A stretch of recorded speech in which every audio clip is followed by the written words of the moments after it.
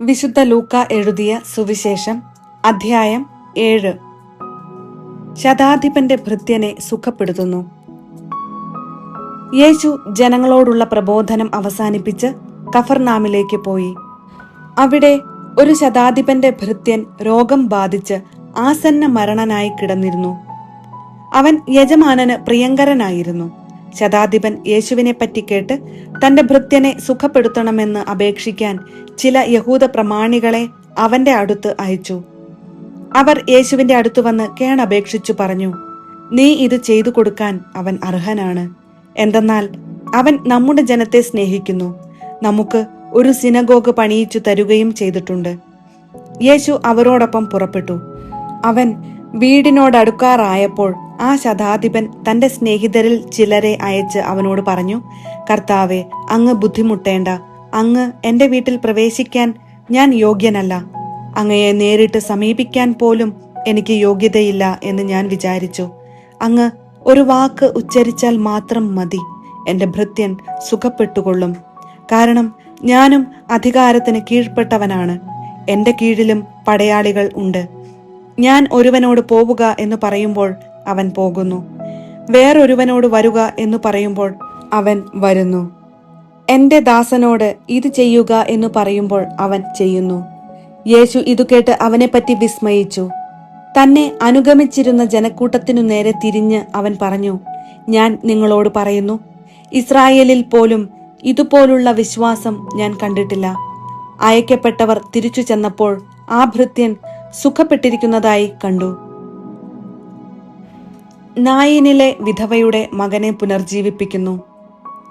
അതിനുശേഷം അവൻ നായിൻ എന്ന പട്ടണത്തിലേക്ക് പോയി.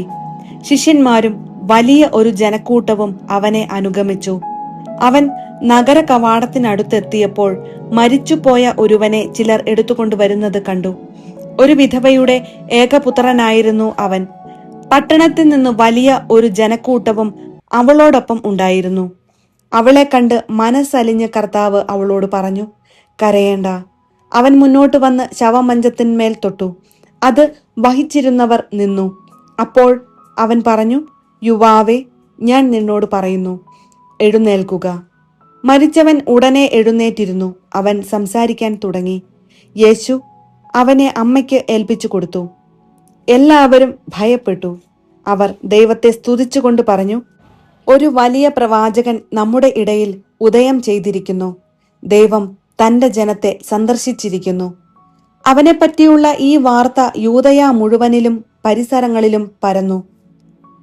സ്നാപകന്റെ ശിഷ്യന്മാർ യേശുവിനെ സമീപിക്കുന്നു. ഈ സംഭവങ്ങളെപ്പറ്റിയെല്ലാം യോഹന്നാന്റെ ശിഷ്യന്മാർ അവനെ അറിയിച്ചു. അവൻ ശിഷ്യന്മാരിൽ 2 പേരെ വിളിച്ച്, വരാനിരിക്കുന്നവൻ നീ തന്നെയോ അതോ ഞങ്ങൾ വേറൊരുവനെ കാത്തിരിക്കണമോ എന്ന് കർത്താവിനോട് ചോദിക്കാൻ പറഞ്ഞയച്ചു. അവർ അവന്റെ അടുത്ത് ചെന്നു പറഞ്ഞു, വരാനിരിക്കുന്നവൻ നീ തന്നെയോ അതോ ഞങ്ങൾ വേറൊരുവനെ കാത്തിരിക്കണമോ എന്ന് ചോദിക്കാൻ സ്നാപക യോഹന്നാൻ ഞങ്ങളെ നിന്റെ അടുത്തേക്ക് അയച്ചിരിക്കുന്നു. അപ്പോൾ യേശു വളരെ പേരെ രോഗങ്ങളിൽ നിന്നും പീഡകളിൽ നിന്നും അശുദ്ധാത്മാക്കളിൽ നിന്നും സുഖപ്പെടുത്തുകയും അനേകം കുരുടന്മാർക്ക് കാഴ്ച കൊടുക്കുകയും ചെയ്തു. അവൻ പറഞ്ഞു, നിങ്ങൾ കാണുകയും കേൾക്കുകയും ചെയ്തതെല്ലാം ചെന്ന് യോഹന്നാനെ അറിയിക്കുക. കുരുടന്മാർ കാണുന്നു, മുടന്തന്മാർ നടക്കുന്നു, കുഷ്ഠരോഗികൾ സുഖപ്പെടുന്നു, ചെകിടർ കേൾക്കുന്നു, മരിച്ചവർ ഉയിർപ്പിക്കപ്പെടുന്നു, ദരിദ്രരോട് സുവിശേഷം പ്രസംഗിക്കപ്പെടുന്നു. എന്നിൽ ഇടർച്ചയുണ്ടാകാത്തവൻ ഭാഗ്യവാൻ. യോഹന്നാനെ കുറിച്ച് യേശുവിന്റെ സാക്ഷ്യം. യോഹന്നാന്റെ ദൂതന്മാർ പോയപ്പോൾ യേശു അവനെപ്പറ്റി ജനക്കൂട്ടത്തോട് പറയാൻ തുടങ്ങി. നിങ്ങൾ എന്തു കാണാനാണ് മരുഭൂമിയിലേക്ക് പോയത്? കാറ്റത്തുലയുന്ന ഞാങ്ങണയോ? അല്ലെങ്കിൽ പിന്നെ എന്തു കാണാനാണ് നിങ്ങൾ പോയത്? മൃദുല വസ്ത്രങ്ങൾ ധരിച്ചവനെയോ? മോടിയായി വസ്ത്രം ധരിച്ച് ആഡംബരത്തിൽ ജീവിക്കുന്നവർ രാജകൊട്ടാരങ്ങളിലാണല്ലോ. അതുമല്ലെങ്കിൽ എന്തു കാണാനാണ് നിങ്ങൾ പോയത്? പ്രവാചകനെയോ? അതെ, ഞാൻ നിങ്ങളോട് പറയുന്നു, പ്രവാചകനേക്കാൾ വലിയവനെ തന്നെ. ഇവനെപ്പറ്റിയാണ് ഇങ്ങനെ എഴുതിയിരിക്കുന്നത്, ഇതാ, നിനക്ക് മുൻപേ എന്റെ ദൂതനെ ഞാൻ അയക്കുന്നു. അവൻ മുൻപേ പോയി നിനക്ക് വഴിയൊരുക്കും. ഞാൻ നിങ്ങളോട് പറയുന്നു, സ്ത്രീകളിൽ നിന്ന് ജനിച്ചവരിൽ യോഹന്നാനേക്കാൾ വലിയവൻ ഇല്ല. എങ്കിലും ദൈവരാജ്യത്തിലെ ഏറ്റവും ചെറിയവൻ അവനേക്കാൾ വലിയവനാണ്. ഇതു കേട്ട് യോഹന്നാന്റെ ജ്ഞാനസ്നാനം സ്വീകരിച്ച സാമാന്യ ജനവും ചുങ്കക്കാരും ദൈവനീതിയെ പ്രഘോഷിച്ചു. ഫരിസേയരും നിയമജ്ഞരുമാകട്ടെ യോഹന്നാന്റെ ജ്ഞാനസ്നാനം സ്വീകരിക്കാതെ തങ്ങളെപ്പറ്റിയുള്ള ദൈവഹിതം നിരസിച്ചു കളഞ്ഞു. ഈ തലമുറയെ എന്തിനോടാണ് ഞാൻ ഉപമിക്കേണ്ടത്? അവർ ആരെപ്പോലെയാണ്? ഞങ്ങൾ നിങ്ങൾക്കു വേണ്ടി കുഴലൂതിയെങ്കിലും നിങ്ങൾ നൃത്തം ചെയ്തില്ല. ഞങ്ങൾ നിങ്ങൾക്കു വേണ്ടി വിലാപഗാനം ആലപിച്ചുവെങ്കിലും നിങ്ങൾ കരഞ്ഞില്ല എന്ന് ചന്തസ്ഥലത്തിരുന്ന് കൂട്ടുകാരോട് വിളിച്ചു പറയുന്ന കുട്ടികളെപ്പോലെയാണ് അവർ. എന്തെന്നാൽ യോഹന്നാൻ അപ്പം ഭക്ഷിക്കാത്തവനും വീഞ്ഞ് കുടിക്കാത്തവനുമായി വന്നു, അവനെ പിശാചു ബാധിച്ചിരിക്കുന്നു എന്ന് നിങ്ങൾ പറയുന്നു. മനുഷ്യപുത്രൻ ഭക്ഷിക്കുന്നവനും പാനം ചെയ്യുന്നവനുമായി വന്നു. അപ്പോൾ ഇതാ ഭോജനപ്രിയനും മദ്യപനും ചുങ്കക്കാരുടെയും പാപികളുടെയും സ്നേഹിതനുമായ മനുഷ്യൻ എന്ന് നിങ്ങൾ പറയുന്നു. ജ്ഞാനം ശരിയെന്നു തെളിയുന്നത് അത് സ്വീകരിക്കുന്നവരിലൂടെയാണ്. പാപിനിക്ക് മോചനം. ഫരിസേയരിൽ ഒരുവൻ തന്നോടൊത്ത് ഭക്ഷണം കഴിക്കാൻ അവനെ ക്ഷണിച്ചു. യേശു അവന്റെ വീട്ടിൽ പ്രവേശിച്ച് ഭക്ഷണത്തിനിരുന്നു. അപ്പോൾ ആ പട്ടണത്തിലെ പാപിനിയായ ഒരുവൾ ഫരിസേയന്റെ വീട്ടിൽ അവൻ ഭക്ഷണത്തിനിരിക്കുന്നു എന്നറിഞ്ഞ് ഒരു കൽഭരണി നിറയെ സുഗന്ധ തൈലവുമായി അവിടെ വന്നു. അവൾ അവന്റെ പിന്നിൽ പാദത്തിനരികെ കരഞ്ഞുകൊണ്ടു നിന്നു. കണ്ണീരുകൊണ്ട് അവൾ അവന്റെ പാദങ്ങൾ കഴുകുകയും തലമുടി കൊണ്ട് തുടയ്ക്കുകയും ചുംബിക്കുകയും സുഗന്ധ തൈലം പൂശുകയും ചെയ്തു. അവനെ ക്ഷണിച്ച ആ ഫരിസേയൻ ഇതു കണ്ട് സ്വഗതമായി പറഞ്ഞു, ഇവൻ പ്രവാചകൻ ആണെങ്കിൽ തന്നെ സ്പർശിക്കുന്ന സ്ത്രീ ആരെന്നും ഏതു തരക്കാരി എന്നും അറിയുമായിരുന്നു. ഇവൾ ഒരു പാപിനിയാണല്ലോ.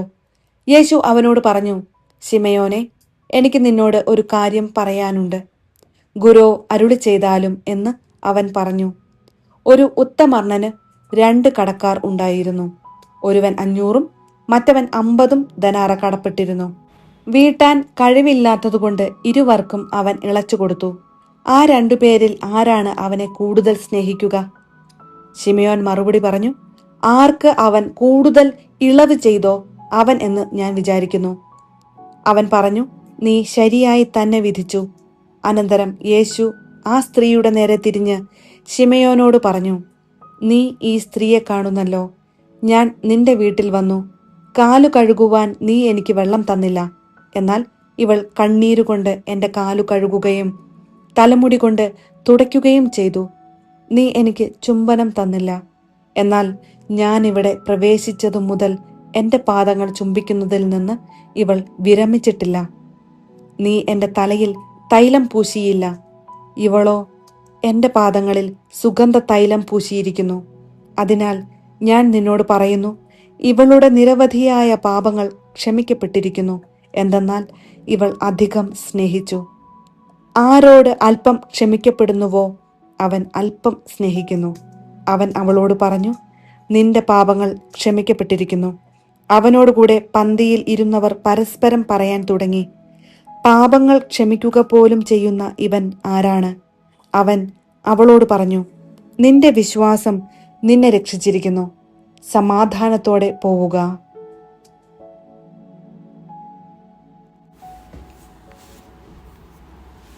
വിശുദ്ധ ലൂക്ക എഴുതിയ സുവിശേഷം അധ്യായം 8. യേശുവിനെ അനുഗമിച്ച സ്ത്രീകൾ.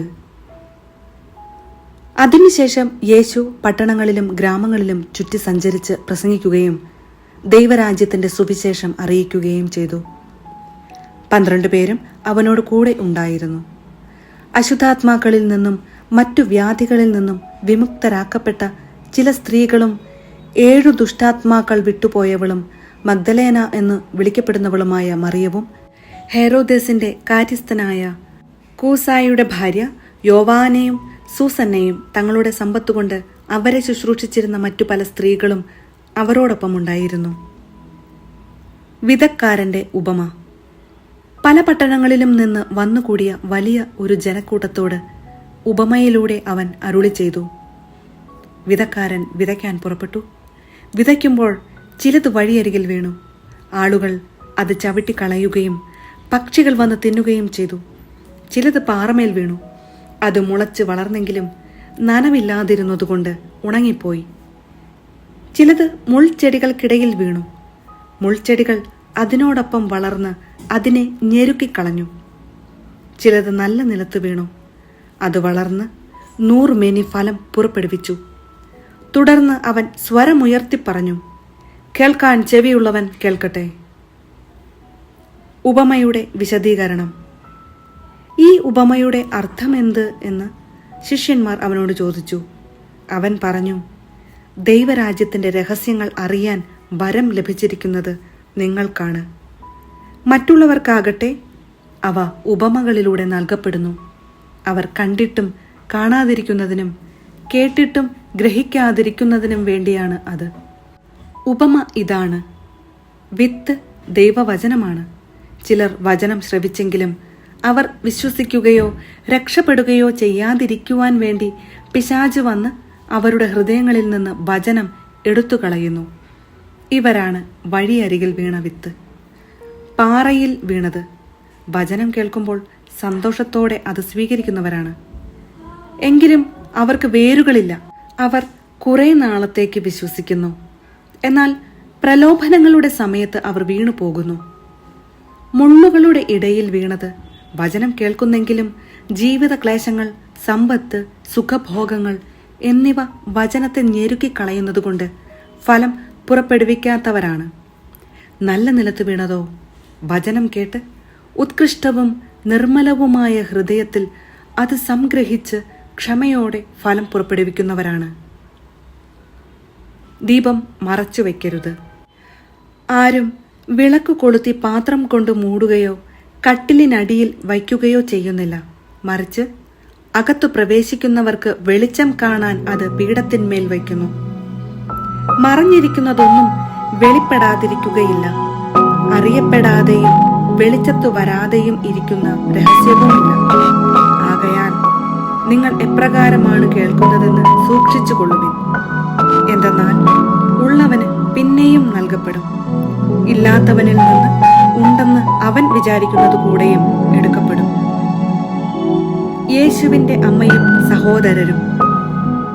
അവന്റെ അമ്മയും സഹോദരരും അവനെ കാണാൻ വന്നു. എന്നാൽ ജനക്കൂട്ടം നിമിത്തം അവന്റെ അടുത്ത് എത്താൻ കഴിഞ്ഞില്ല.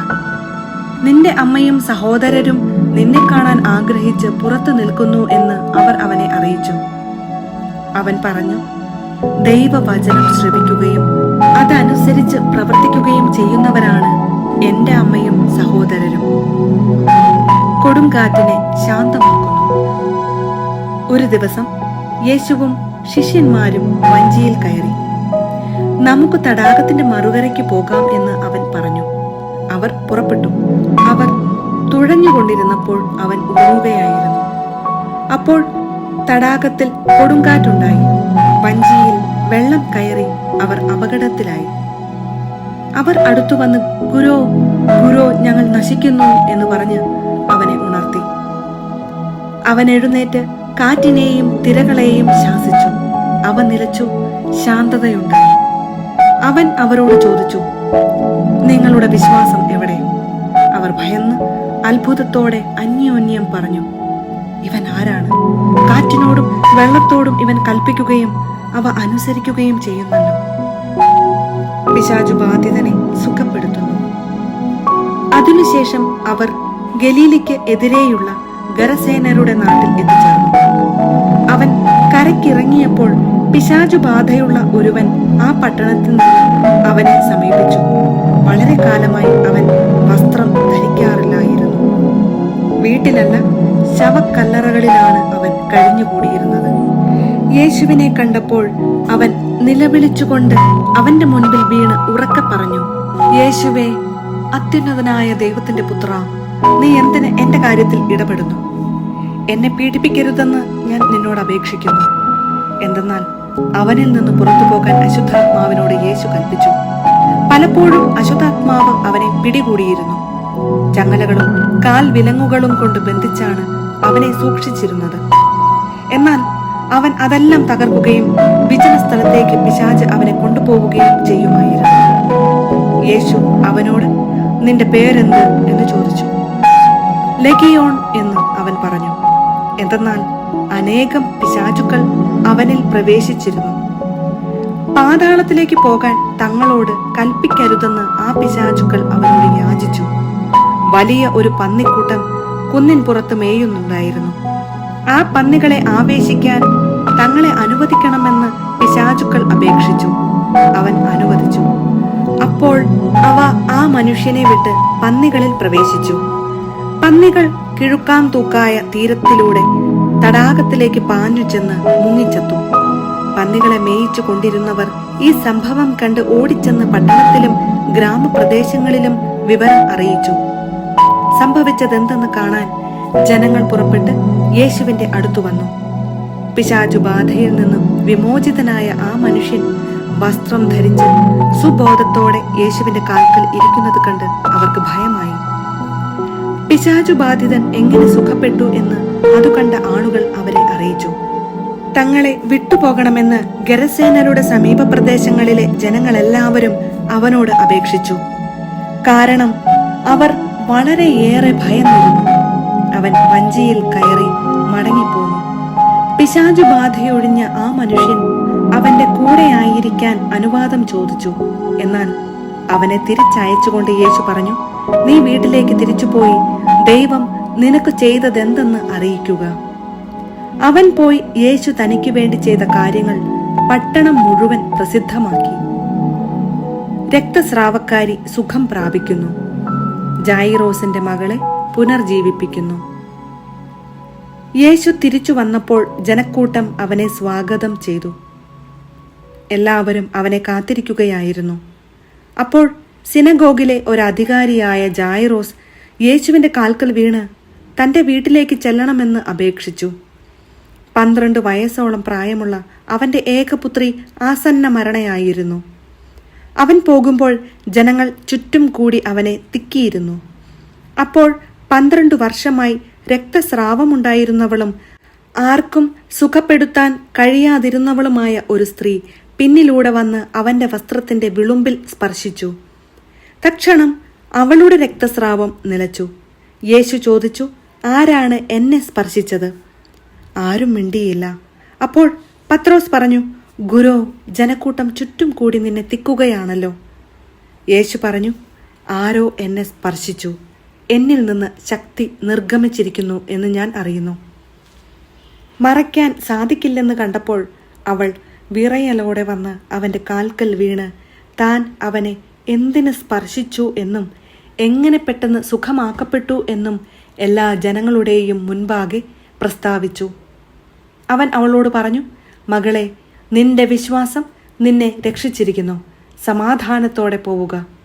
അവൻ സംസാരിച്ചു കൊണ്ടിരിക്കുമ്പോൾ സിനഗോഗ് അധികാരിയുടെ വീട്ടിൽ നിന്ന് ഒരാൾ വന്നു പറഞ്ഞു, നിന്റെ മകൾ മരിച്ചുപോയി. ഗുരുവിനെ ഇനിയും ബുദ്ധിമുട്ടിക്കേണ്ട. യേശു ഇത് കേട്ട് പറഞ്ഞു, ഭയപ്പെടേണ്ട, വിശ്വസിക്കുക മാത്രം ചെയ്യുക, അവൾ സുഖം പ്രാപിക്കും. അവൻ വീട്ടിലെത്തിയപ്പോൾ തന്നോടുകൂടി അകത്തു പ്രവേശിക്കാൻ പത്രോസിനെയും യോഹന്നാനെയും യാക്കോബിനെയും പെൺകുട്ടിയുടെ പിതാവിനെയും മാതാവിനെയും അല്ലാതെ മറ്റാരെയും അനുവദിച്ചില്ല. എല്ലാവരും കരയുകയും അവളെക്കുറിച്ച് വിലപിക്കുകയും ചെയ്തുകൊണ്ടിരുന്നു. അവൻ പറഞ്ഞു, കരയേണ്ട, അവൾ മരിച്ചിട്ടില്ല, ഉറങ്ങുകയാണ്. എന്നാൽ അവൾ മരിച്ചു കഴിഞ്ഞു എന്നറിഞ്ഞിരുന്നതുകൊണ്ട് അവർ അവനെ പരിഹസിച്ചു. അവൻ അവളുടെ കൈക്കു പിടിച്ച് അവളെ വിളിച്ചുകൊണ്ട് പറഞ്ഞു, ബാലികേ, എഴുന്നേൽക്കുക. അപ്പോൾ അവളുടെ ജീവൻ തിരിച്ചു വന്നു. ഉടനെ അവൾ എഴുന്നേറ്റിരുന്നു. അവൾക്ക് ആഹാരം കൊടുക്കാൻ അവൻ നിർദ്ദേശിച്ചു. അവളുടെ മാതാപിതാക്കന്മാർ അത്ഭുതസ്തബ്ധരായി.